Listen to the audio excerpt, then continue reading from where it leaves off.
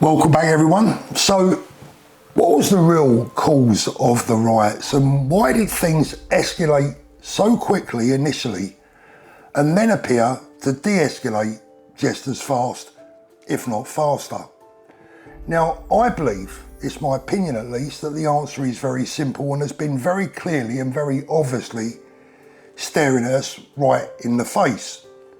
But of course, none of the mainstream media sources are going to touch this theory, none of them will discuss the merits of it, and none of them would ever dare admit to it.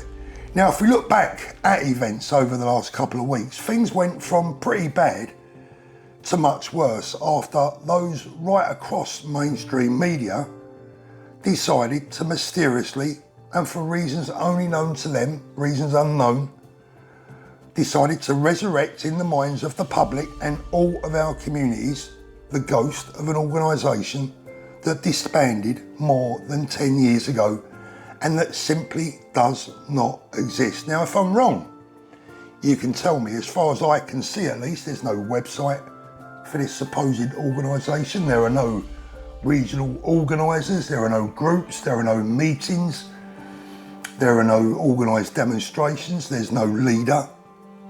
It doesn't exist.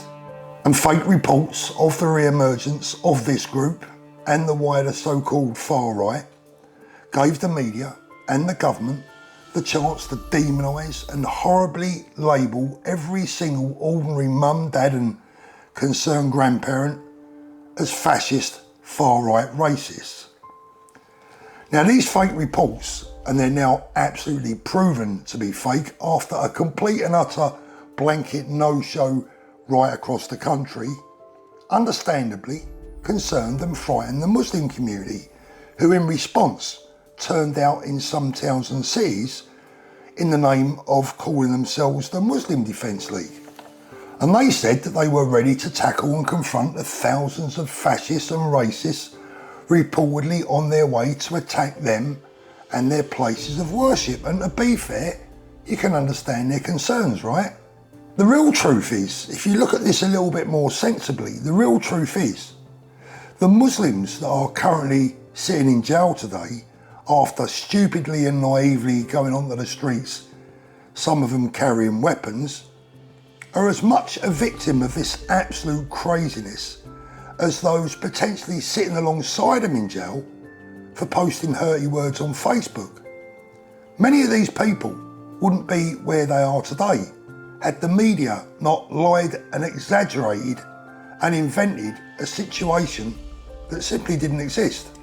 Because the real truth is, they, just like everyone else, were lied to. They were duped. We were all duped. The nation was catfished by a mainstream media that, for some bizarre reason, appeared to be hell-bent on creating fear and division with phony headlines and fake news, promoting fake organisations rather than promoting unity, common sense and calm. I'm really confused. Why did the mainstream media insist that hordes of jackboot wearing white people were about to go on the rampage when anyone with even half a brain in their head could see that that just wasn't going to happen? And it wasn't going to happen because the main reason behind the unrest, the underlying reason for the unrest, had nothing to do with race, it had nothing to do with colour or religion. It was about boats.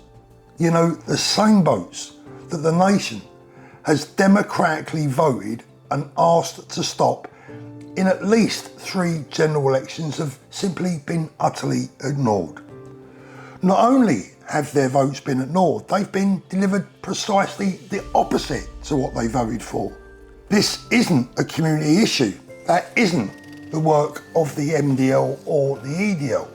It's a blatant governmental failure for everyone. And let's be clear, let's be very clear, some of those in jail right now fully deserve to be where they are, there's no doubt about that. Others, I feel, much less so, because I feel they've been victims of stupidity.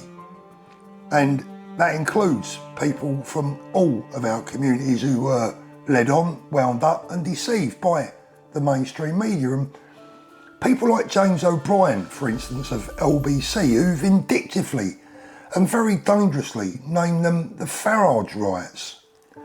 More unhelpful, demonising and divisive rhetoric for anyone and everyone that voted Reform, giving other communities the impression that 4 million people who voted Reform are by default somehow their enemy and are therefore legitimate targets for more hatred. Division, division and yet more division promoted on national radio by those allegedly preaching tolerance. Yeah, right, tolerance, my arse. Here's the thing, Muslims, Christians, Jews, Sikhs, Hindus and everyone else in between, hasn't the penny dropped for all of us yet? It's about time that all of our communities started to realise that actually we have a lot more in common than the mainstream media would like to have us believe, because we've all been the victims of their lies. The question that I can't fathom out, the one that I can't answer in my own mind, is why they continue to do it and how they're allowed to get away with it.